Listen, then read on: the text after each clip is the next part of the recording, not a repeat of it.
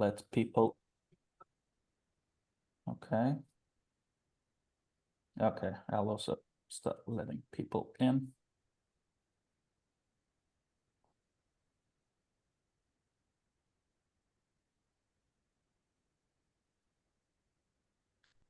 All right, I can already see that many people are start joining us. That's great.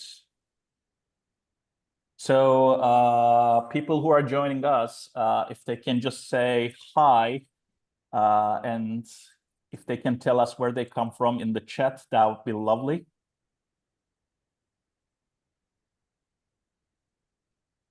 Don't be shy.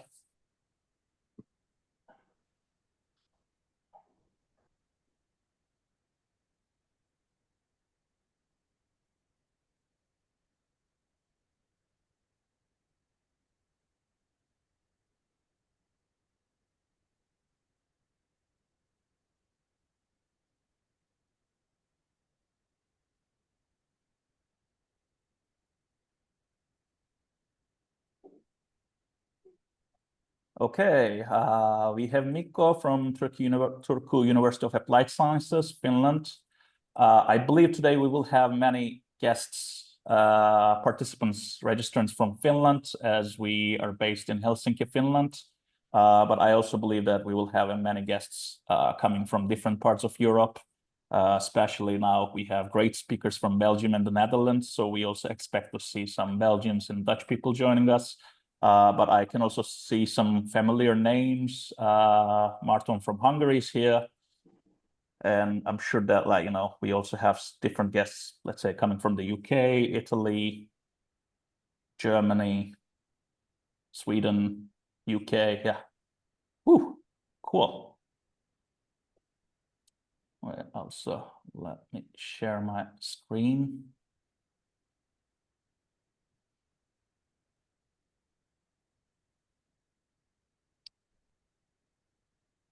So, like, today's topic is the AI and data in student support, and we will be sharing some practical insights from the Netherlands and Belgium. I'll also, like, you know, getting started right away, because I think that more people are slowly joining us. Cool. So today we have like Tom Madou from VIVES University of Applied Sciences and KU Leuven. Today, Tom will talk about exploring the potential of explainable AI in supporting student learning. A little bit about Tom. Tom's research focuses on using predictive AI and learning analytics to improve student outcomes. His works explore how logs of student activity can be used to spot early signs of academic risk. We have also Arno from the Netherlands. He's a team leader at the Student Affairs Office in Zuid-Holland-Oost. And today he will be talking about dropout prevention through the use of data in the Netherlands. And a little bit about Arno, with more than 10 years of experience in student support in vocational education. Arno leads a team focused on dropout prevention, attendance monitoring, and re-engagement of students who have left education. Some basic rules and agenda. And last but not least, yeah, I'm Hakan. I'm new at Annie, so I suppose you were expecting to see Mira, but today I'm here to replace her for this webinar. I'll be hosting and I'll be kind of chairing this webinar session. I hope that I won't have to speak a lot because I want to give all the time to Arno and Tom to share their experience and research with us. But some basic housekeeping rules. We will be showing you two sets of presentations from our each panelist. And we hope that like you will have lots of questions to them, to us. If you have any questions, please drop them into the chat box to the message. And we will have a Q&A session at the very end when we are done with the presentations. Throughout the presentations, I'll be collecting the questions. But very shortly, for the ones who are not really familiar with what we do at Annie, Simply like, we started our journey some years ago when we realized that there's a very big problem in student support services. Student needs are increasing steadily. And unfortunately, the education systems and education institutes were struggling to meet these diverse needs. And I think that this is like very close to all of our hearts who are working at any. Failure to meet these needs leads dropouts. I'm sure that this is something resonating to all of you working at different institutions across Europe, a problem that we all face.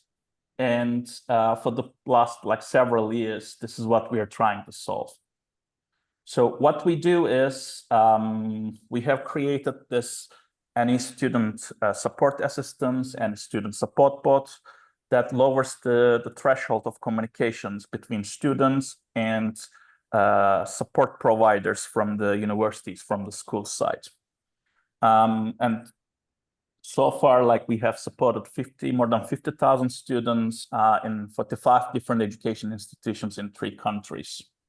And the goal is, of course, to prevent dropouts as much as we can, reach the right students at the right time before anything escalates. And to give you some ideas, we have this impact analysis of any student support bot in previous years. And of course, this data is mostly based in Finland, as most of our current partners, current clients are coming from Finland. So this is kind of the impact that we were able to create cooperating with all these partners in the last 5 years. So this is where Annie came into effect, and then slowly the things started to get better. The schools started to reach out to students to provide better support. And then the dropouts and the support needs started to drop to, the usual levels in the comparison group. But as said, I don't want to keep talking a lot more. I'll just pass the stage to first Tom, and I'll let him speak about exploring the potential of explainable AI in supporting student learning. And I hope that you will be enjoying this webinar. As said, if you have any questions, please do not forget to drop them into the chat. So Tom, floor is all yours. Okay, thank you. Thank you for the introduction. I will be sharing my screen. Maybe if you can confirm this is okay. Yes, it looks perfect. Yes. Okay, perfect.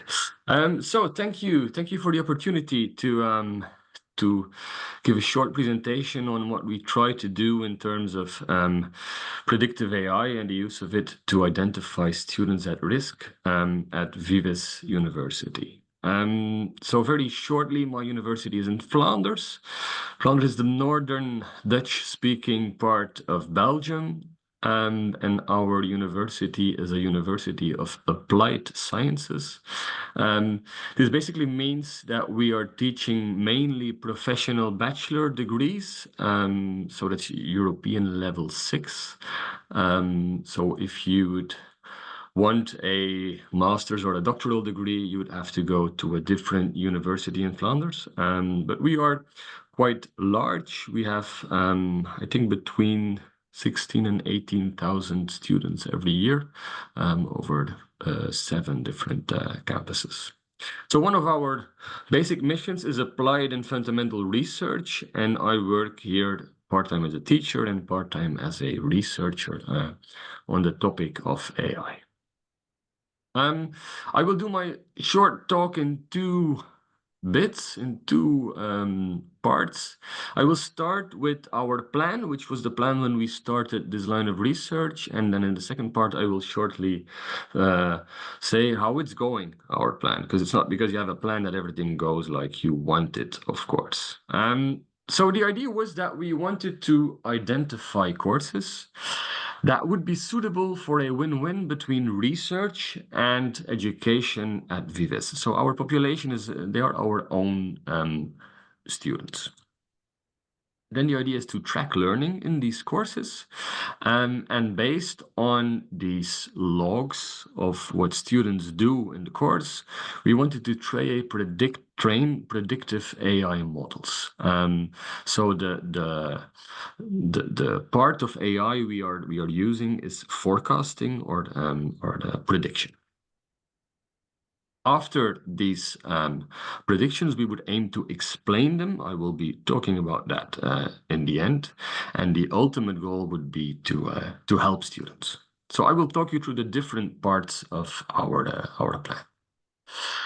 So we start with identifying courses. We looked for courses that would be suitable for our research project, and the AI guys told us they need to be high in student numbers, and they need to be at least in part online, or preferably as much online as possible.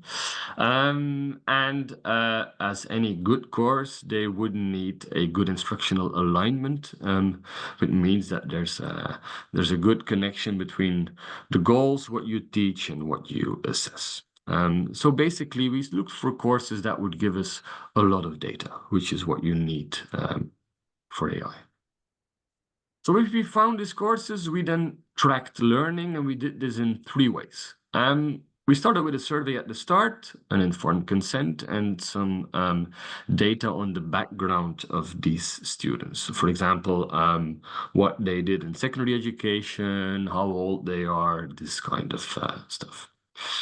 And then we tracked the online learning, and this is basically a very detailed way of logging every click they do in our learning management system, which is a very normal, it's Blackboard, for those of you who would know it. It's a very normal, basic learning management system. What we recently tried to do is also track a bit of offline learning. So basically, if a student is reading in his book, there's no digital footprint of that. There's no way of knowing it unless you ask them.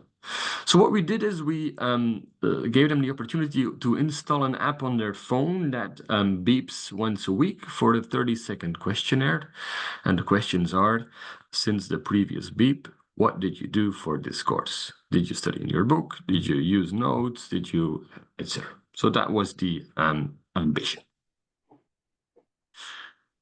So we combined all the data we had on learning results, on learning behavior, with the learning results of one academic year, and then used this data set to train.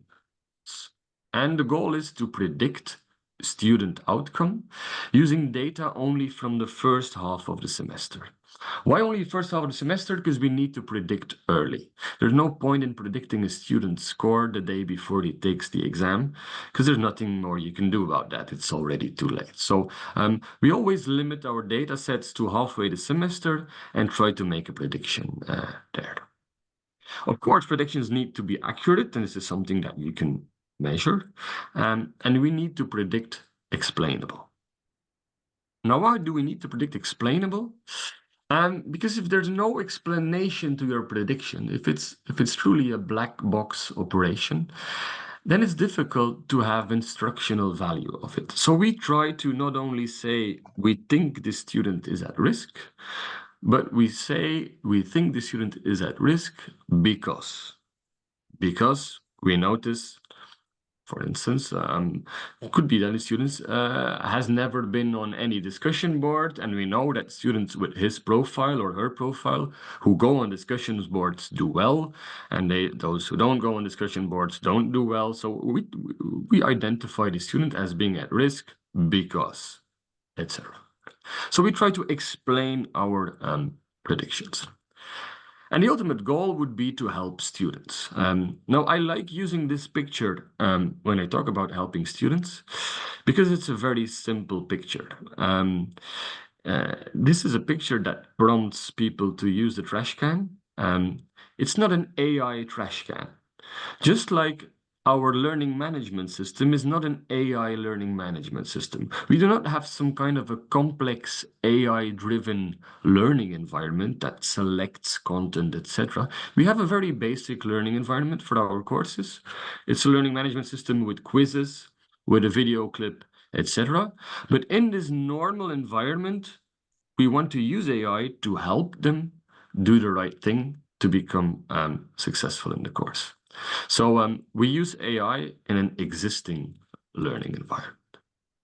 So that's basically our plan, or that was our plan.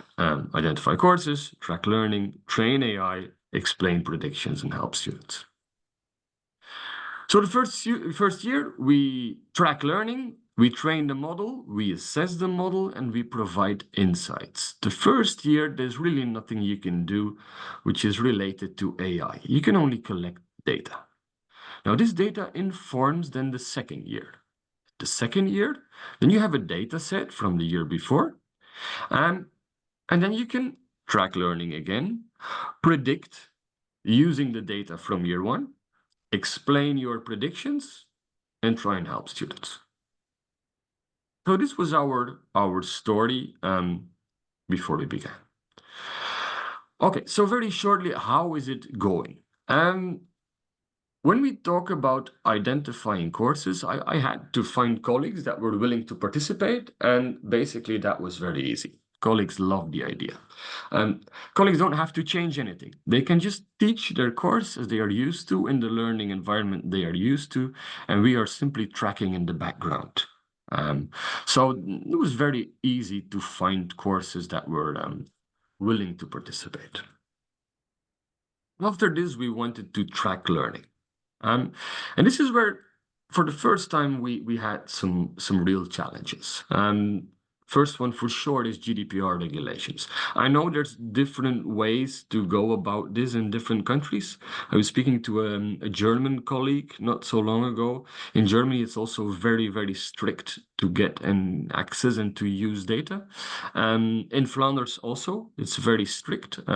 Despite informed consent, explicit active consent from our students, it's still difficult for us to get all the data out of Blackboard that we want. Basically, we can see it all even, but they just don't allow us to export everything and to use it. We did one workaround with an open source software. So we set up a Moodle, for those of you who know Moodle, which is an open source LMS, which makes life a lot easier, but it's not feasible to set up separate Moodles for every course, of course. So that was a big challenge to collect data. As for the experience sampling method, so the app that students put on their phone, students are enthusiastic in the beginning, they start using it, and they drop out. The data that you collect is still valuable as a predictor, but basically, you might say that those who are using the app are the students that are doing well in general. And it doesn't hold a lot of instructional value. So that was one thing that we take away for sure. If we do something like this, we would need a better way to embed experience sampling than to just use a third-party app because students stop using it.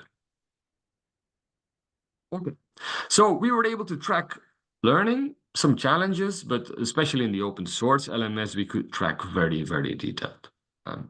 So then we can train AI models. A very important observation there is that you need, if you collect logs from LMSs, you need to still engineer features. You cannot just export the log and feed it into an AI model and say, this is it. There's still some engineering on features that needs to be done, and there's no one key fits all. Actually, research is very clear on this as well. There is no one model with variables that you can say, this will work very accurately as a predictive model for every course. You need some engineering per course. Now, the categories of features that we collect, just to give you an idea, are features on engagement. So basically, how much are they doing in our learning environment? On performance, how well are they doing? So if we have quizzes, what are their scores on the quizzes? That would be a performance feature. Participation, are they completing everything they should do? So you might have students that are having a huge engagement, but only on a tiny piece of the course. So participation is, do they do everything, every subject in the course? Regularity, if students work every day, they have a very high regularity score. If they leave 10 days in between, that score would drop, for instance. Repetition, how often do they retake or repeat or revisit learning materials? And we, of course, have the learning profiles, which could be, for instance, their age or their background. Is it the first time they took this course or not, etc., etc. Main predictive value is being found in the categories of engagement, performance for sure, and some features of the learning profile. But features of the learning profile are less actionable, so they don't really interest us that much. And I mean with less actionable, let's say that an AI model identifies that your age is a good predictor. Nobody can change their age. It's not an actionable feature. Engagement is an actionable feature. If somebody says you're not doing enough, if that's what the model says, then we can tell the student you're not doing enough. So that's something that can be changed. And then we make these predictions. Sometimes we have two ways of predicting, either into a regressional setting where we actually predict the score, or into categories. So 1, 2, 3 would be a low score, a medium score, or a high score based on Flemish national regulations. And we can see that we have meaningful accuracy if we have sufficient data. There is data drift. This was something that I for sure wanted to say in my short bit of time here. Data drift means that not every academic year is the same academic year. I think this is very logic, but it's an important conclusion. Sometimes a teacher might change an assignment, add a chapter, delete a chapter, whatever between years, and this impacts, of course, the performance of a predictive model. So despite data drift, we still have meaningful predictions, but we actually wrote a paper on data drift, so it's not something that we ignore. It's something that was an explicit topic of our research program. Now, a second thing I for sure wanted to share is that simple models often outperform complex AI models. We have actually compared different AI models. I will not go into the details of them. I can, somebody is interested in that. Well, it's in the paper, and I can for sure connect you with my colleagues. But basically, often simpler perform better. So simple models should at least be used as a benchmark in modeling AI forecasting for education. Very shortly on explaining predictions, how can we now explain a prediction in a way that it might be useful for the student? For this, I brought two examples. So on the top, we see a student with a predicted score of 8.82. Now, in Flanders, all courses are graded on a scale of 20. So this student is at risk, and the model shows his predicted score is 8.82. Now, all blue variables that you see are variables that pushed this prediction down, and all red variables pushed the prediction up. So what we do is we look at the ones that are most important or most influential in pushing this prediction down. And in this case, this student, it's all variables on discussion viewed. Basically, discussions is a very central, the discussion forum is a very central part of instruction in this course. It's a very actively used piece of instruction. The teacher moderates the discussion forums, uses them for instruction. And we see that this student just hasn't been there, doesn't do that, and this makes his prediction low. So a suggestion for this student could be more active there, because this is what comes out of our prediction. The one on the bottom, if you look at the predictions that pushed the score down there, are all on performance or on a mock exam, which is like a trial exam that doesn't count into the end score for the course, are features on quizzes. So basically, we would say to this student, well, try and retake this trial exam, try and retake these quizzes, study for them, and aim for higher quiz results. Of course, there's no guarantee for success there at all, but at least it's more information than just we think you're at risk.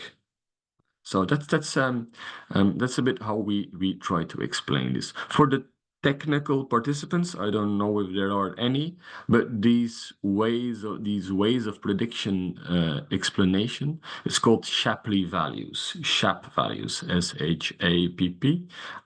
So that's a way of explaining a prediction. So in the end, we want to help students. So in conclusion of my part, I think we can say that we can make meaningful predictions about future student performance. And we do this always with using data only from the first half of the semester. So our courses start in the beginning of October. Halfway January is the exam. By the end of November, we limit data. And at that point, we make a prediction with what we have. And we see if we can help students. Predictions can be explained into generable actionable variables. What do I mean with general? I mean that there's only so much information in there than that there is. This is not a super detailed way of explaining predictions. Basically, often this is just an automated way to say, students, you haven't been doing this a lot, you should do that. We've never seen you there, you might come there. But it's not more than that. Often it's things that teachers do in a real life setting. But these are courses with 180 students, which are 80% online. Things you could never do because you don't know these students because there's too many of them. But the things you do are not magical bullets or magical solutions. It's just a way of helping them based on the logs of their learning. I believe that if you wanted to use this information for the best, at some point, again, a personalized approach would be desirable. So students at risk would need to speak to a person or maybe an advisor, I don't know, but would need to interact with people based on the information that we have to help them do better in the future than that they are doing up until the point of halfway the semester. Okay, I think I was around in my time. You are perfect on time, Tom. Like, okay. Much appreciated. So I thank you, and any questions will be at the end, if I heard correctly, right? Yes. So okay, yeah, like for everyone, like if you have any questions for Tom, please drop your question into chat and make sure that you're sharing your question with everyone. Sometimes Zoom just sends messages to specific users, specific participants, or only to panelists. But if you want all of us to see your questions, please share it in the chat and make sure that you send it to everyone in this webinar. But yeah, thank you very much, Tom. It was really interesting presentation. Well, I mean, if people don't have questions, I already have many questions. So we will discuss about it later on. But now, I would like to turn to Arno, and I would like to invite him to the stage. And let's give a hand to Arno, and let's see what kind of experience he will share with us. Well, thanks, Tom. Thanks, Arkon. where Tom was mainly talking about, is my screen, does everybody see the, is it well shared? Yes, Okay. we can see it very well. Where Tom mostly talked about AI interventions, and I think bachelor, my expertise is more on vocational education, which comes after secondary school. And the data that we use to, use for interventions in the regions. I have a short agenda, introduction of who I am, what's the definition of, in Holland we have a group we call early school leavers, which in Dutch is voortijdig schoolverlaters, which is VSV. And what's the definition of it? Because we have a big group of people dropping out as well in bachelor and university, but this is, my specialization is on vocational education. And in that group, there's a definition of which the Ministry of Education in Holland says, okay, we want to focus on that. So I'll give some definition on that. Then a snapshot of what we're doing in Holland and how it's organized and the role of data in it, and some practical examples of it, where the focus is on. And then where we are, because Tom is already about AI implementing and the way they do it. I think we have some steps to make within the vocational education. In bachelor, I know there's a little bit more steps made already. But so it's a practical insight in what we're doing in Holland.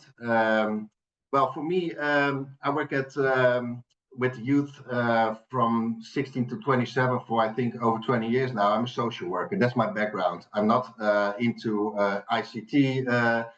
It's always been at the social part. I worked in Holland, of Rotterdam, where I live, which is a beautiful city in the south of Holland.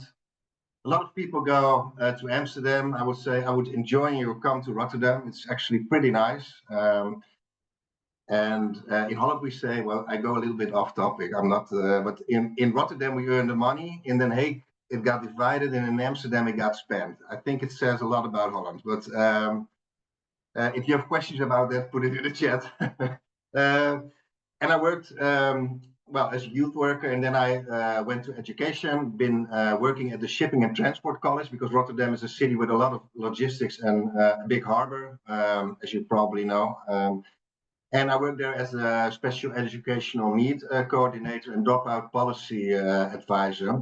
And at the same time, I did a master on urban pedagogy, and I specialized in dropout, especially in urban context, and focused on diversity. So, and now I work at the city of Gouda, where we have, which is the center of one of the 40 regions where we do interventions in Holland. But yeah, we have a targeted group in Holland based on data, and that's, well, there's a sort of basic qualification which we in Holland think every young person should have. In secondary school, it's called HAVO. It's like you have 3 degrees on secondary school, and if you make it to HAVO or VWO, which is pre-bachelor, pre-university, or in vocational education, you reach it up to level 2. We say, like, okay, you have your basic qualification. That's the minimum we want. Okay. From there, you go to bachelor, university, or you go up in the vocational education to 3 or 4 or whatever. But then you have your basic qualification. It's not that there's no interventions on later levels, but the most money and the most interventions are spent in these groups, because we know that if these kids have a good education, this is for their whole length of life a good investment. So it's also money driven, actually, because they make less use of all kind of facilities that the government is paying for. So and we have, for this specific group, which is the focus in Holland, we have a national strategy. First, it was only on the dropping out part, so preventing that. But now we also see that especially the more vulnerable groups are dropping out at work too. So we have a sort of aftercare in the new program, which started in 2026. And there's 41 regions who have programs. and they're all writing the new programs now. And this is the transition to work and the aftercare for that for schools, but also municipalities is to well, to make that transition better and to watch how that goes, monitor it. So the regulation in 2026, 2029 is where everybody's working on now. We have like a 155 million budget, which is, well, I think a lot, actually. We can do a lot of it. Schools have their primary funding, and this is a sort of secondary funding focused on the group I just, well, give the definition of. And there's a sort of role division in the municipalities and the schools, and together they come in the regional programs, and the municipalities, they do the coordination. So I'm a coordinator of one of the 41 regions in Holland, and together with the school, well, the municipalities, what they do is when kids drop out of school, they come in the system of my team, which I'm the team lead of, and they go to the students, sometimes by car, literally going to the door. Sometimes we have also like an SMS system for the less high risk students. But then we go and say like, okay, you're not at school. Do you need support to go back to school, or do you need support to get working? So that's what the cities do, and they coordinate the program. The schools are more on the prevention side, so they spot risk students.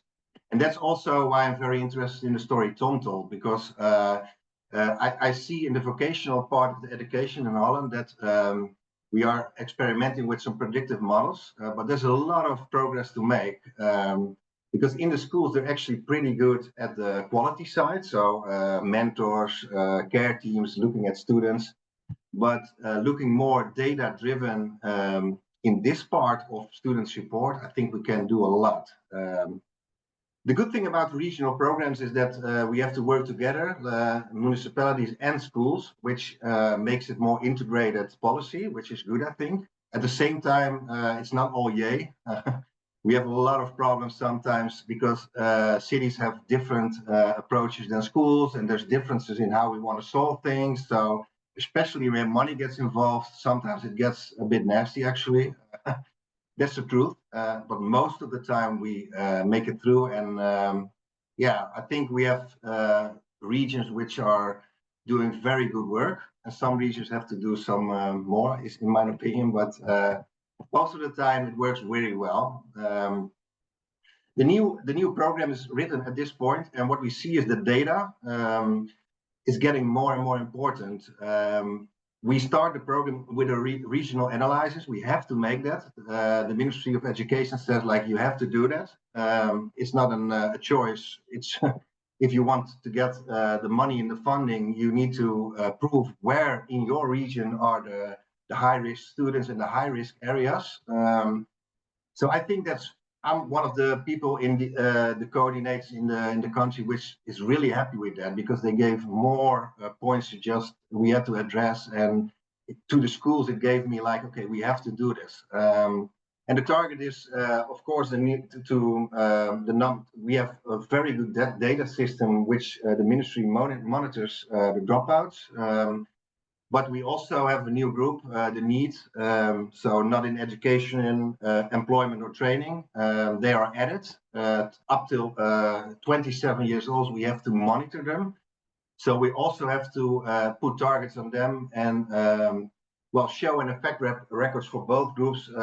Yeah, what's the progress? What's the results? And yeah, and they have a format for that. So it's more standardized, the whole process from the regional analysis to the effect reports. And are we doing good? Well, this shows this is for Holland totally, not the region I'm working in. But we see after COVID, and I don't know, there's a lot of European participants. We saw after COVID that the dropout rate was getting up. It got a little down after 2021, 2022, but still it's way more up than we want. So in the new program, the boundaries of what we can do as region are more strict because we see the problem grew, so we have to deliver.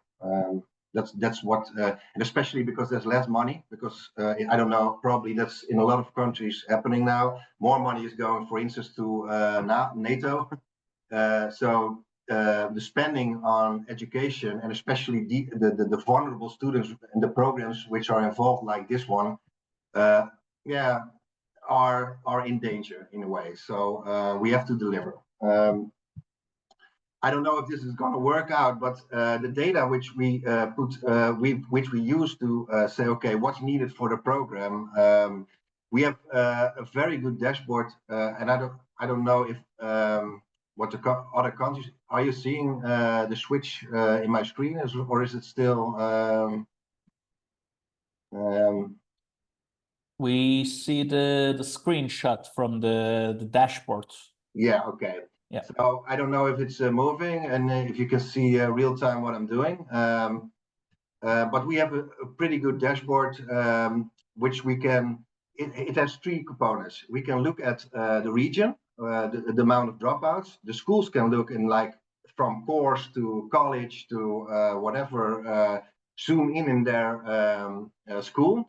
And we have a dashboard for especially the vulnerable groups, for instance, with low IQ, the special educational needs schools, which are very, well, we call it vulnerable. There's discussion about the word actually, but so we can see very detailed where the dropouts are. And well, when we were, let's see if I can get back to the dashboard, but in the former programs, this is the third program I'm involved with, it was more like quality based. So as a region said, like, we think this is very smart to do, but now we have all this data which we use to put as a basis for the interventions, and it's way more detailed. And we got from the data, we have, well, a focus group, a target group, which is the definition which I already gave, but also on the data, we know that, for instance, in level 1 or 2 in vocational education, the dropout rate is way higher. That's our main group.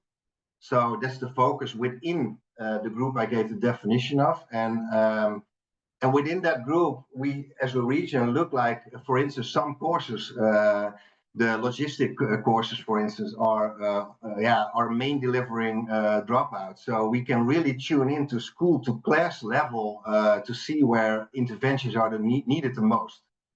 And then from there, yeah, we looked at as Holland, as regions, like on evidence-based scientific proof, like what do we need to do? And the transition support, for instance, when they go from secondary school to vocational, is like a really interesting point. We have, we started to do more, especially for the vulnerable students, like a very good intake.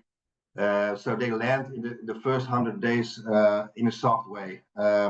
We also started to do like MBO certificates, because what we saw was the dropouts, if they get a certificate, they can later come back to school when maybe they solve problems in their personal life.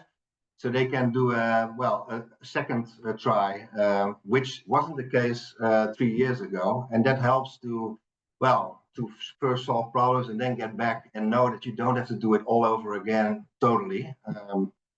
Of course, we have support in schools, which grew, and that's from just mental health, because after COVID, we saw mental health grew a lot. Also, especially the girls, which is interesting. We saw data on which the problems grew, but also money. So within the schools, we have the care teams externally. And I think in Finland and a lot of countries, the buildup is the same. You have like level 1 is like teachers, educational teams. Second is care teams in the school with social workers most of the time. And the third degree is outside external partners, many of them who are coming from municipalities. So like Gouda, they have like programs for when you're in debt or these kind of things.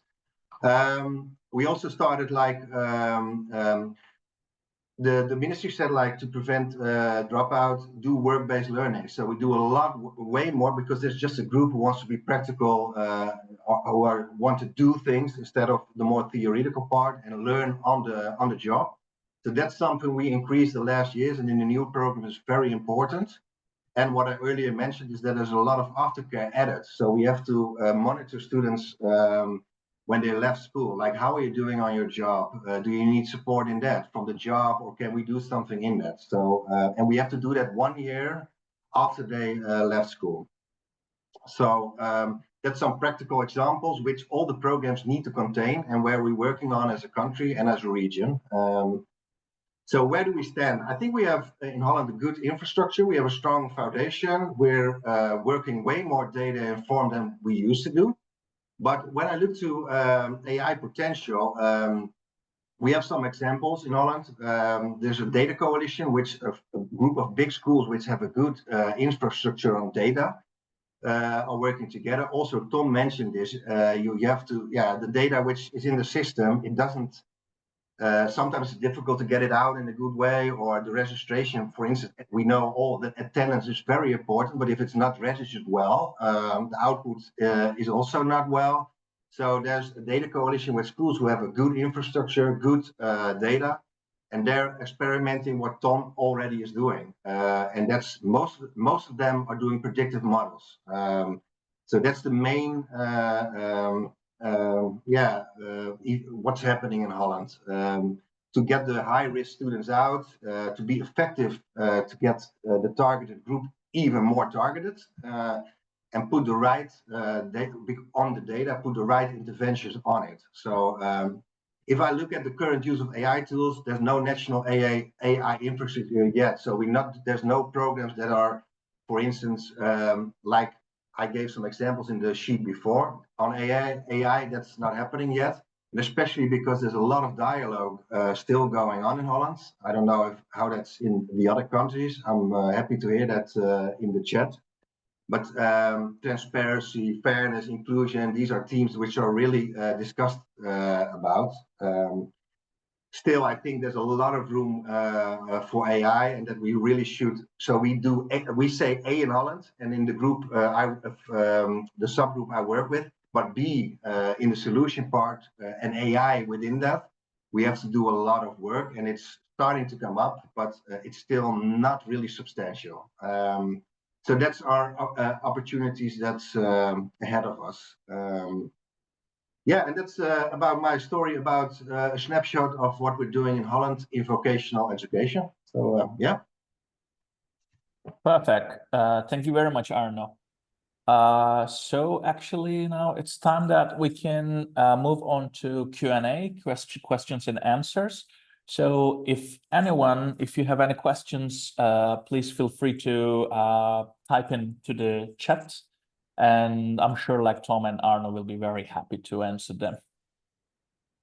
So let's wait a little bit, but while we're waiting, actually, maybe I can get started with my own questions and get them out of the way. Actually, the first question that I want to ask to Tom, like you have been describing about how you have been collecting this data from maybe like this Blackboard or Moodle and that sort of stuff. And then based on when you're able to spot a student who are in need, what are the main communication channels do you use to interfere with those students? Yeah, that's a very good question. Because that's actually the part that comes after the story that I've told. Yeah. And for now, we have to be honest that we are very basic in that department. So we are talking about sending them an email, for example, because it's just, or we can send a message through the LMS. There's a way of direct messaging them, and then basically it also comes into their mailbox.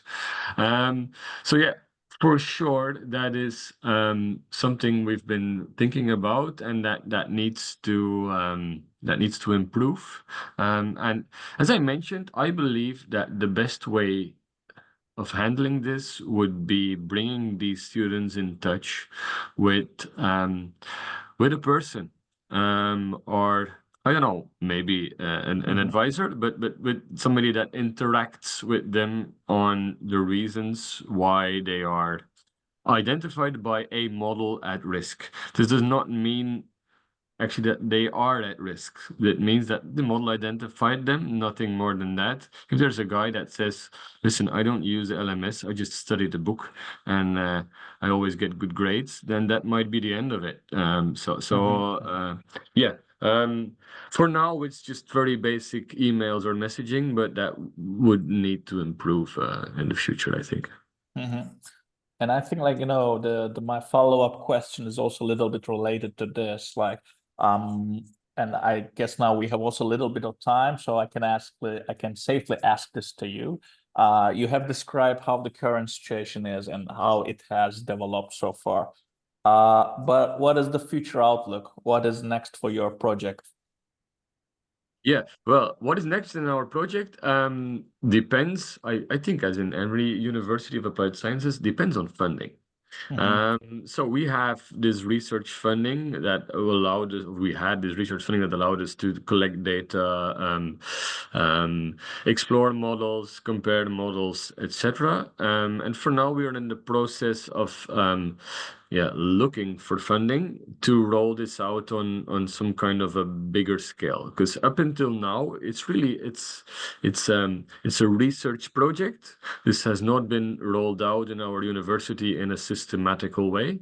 There's a few selected courses that we work with from a research perspective. We of course would like that this gets upscaled in some way, but we're in the process of looking for funding for that. Got it. And of course, like, people, if you have any questions, as said, please feel free to drop them into chat. Otherwise, like, I'll also ask some questions to Arno.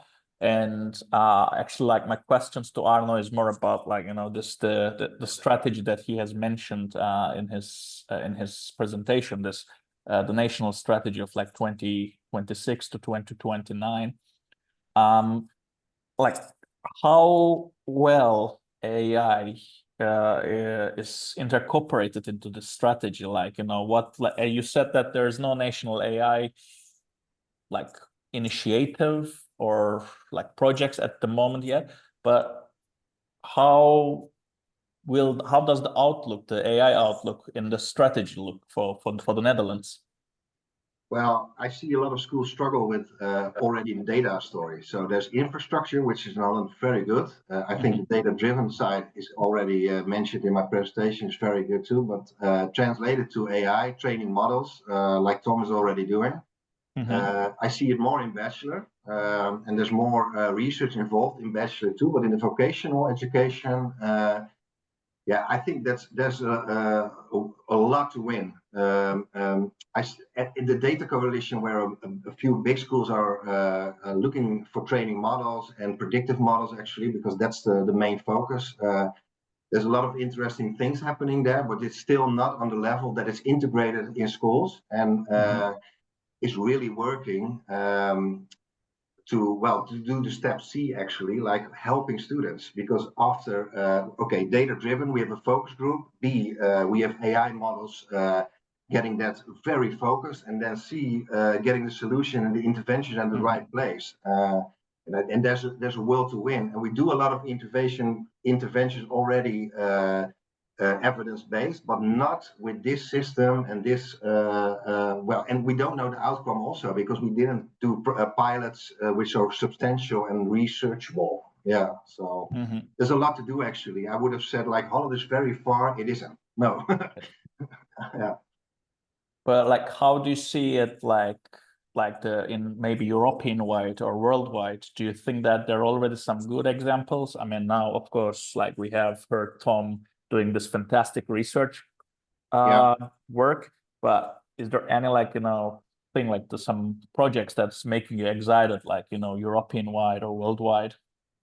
Yeah, well, projects like Tom, and I had some, I don't know the name, I'm listening to some podcasts of ex-Google people, and also the critical side of it, because what I like a lot is interventions who combine AI and good trained models with the human side. I'm a pedagogue. I always believe in that it has to go to the human interventions one-on-one, especially in these times with the kids and the mental problems I see, that 2 eyes and a face and real attention, that's where it has to go always.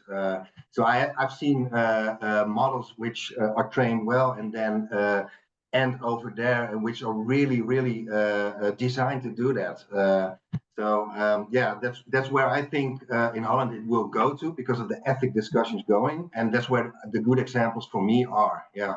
And especially in the US, I think. Yeah. Tom, how about you? What you think?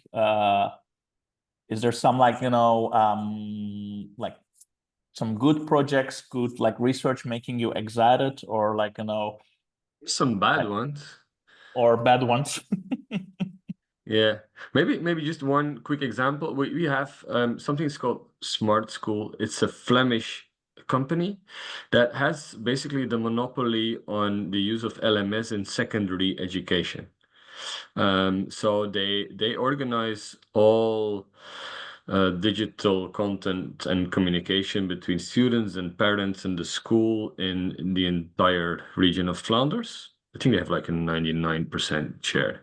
And they suddenly announced in national media that they were going to use the data of their project to identify students who were dropping out or who were at risk. And there was a pretty big reaction to that, a very negative reaction by columnists, by parents, by etc. Because basically in our case, because we try and do exactly the same, but we do it after informed consent, after explaining what we're going to do, after explaining how we're going to do it, what we're not going to do, etc. So if you just announce that you're going to do something like this, there's pretty bad reactions. People are afraid of AI, and I think in many ways, rightfully so. So I think for me, a good case would be one that's very transparent and very open on what they're doing. I don't know if I maybe have time for one more addition. Please. I think that one of the problems also is I've seen companies that sell AI-driven learning environments, and if you go to a conference and you ask them, "Can you tell me what your product, your application is doing?" Then basically they say, "No, we can't say anything about that. It's our intellectual property. It's what we're selling." So it says it, but it works very well, is what they're saying. So, but I as a researcher, I'm allergic to that kind of situations. So I think transparency, acknowledging limitations, not making any conclusions you can't make because they sound cool. That kind of stuff is very important when you use AI in an educational setting. Sounds good. Yeah, I mean, communications and ethics, they always need to be in place. Yeah, absolutely. Well, thank you very much, Tom, for your insights and input. So if no one has any more questions, any final words, Arno, Tom? Thanks for the opportunity. I enjoyed it. Same here. Thanks. Yeah. Well, I mean, thank you very much for joining us. It was great to have you here today. And people who has joined us today, thank you very much all. You will receive an email from us, including the webinar recording and Arno's and Tom's presentations. And please keep following us. We will try to organize more interesting webinars, events in the coming months. And hopefully, we will meet also face-to-face one day in different events, maybe in Belgium, in the Netherlands, or in other parts of Europe. So that's all from us today. Thank you very much. Thank you. Thank you.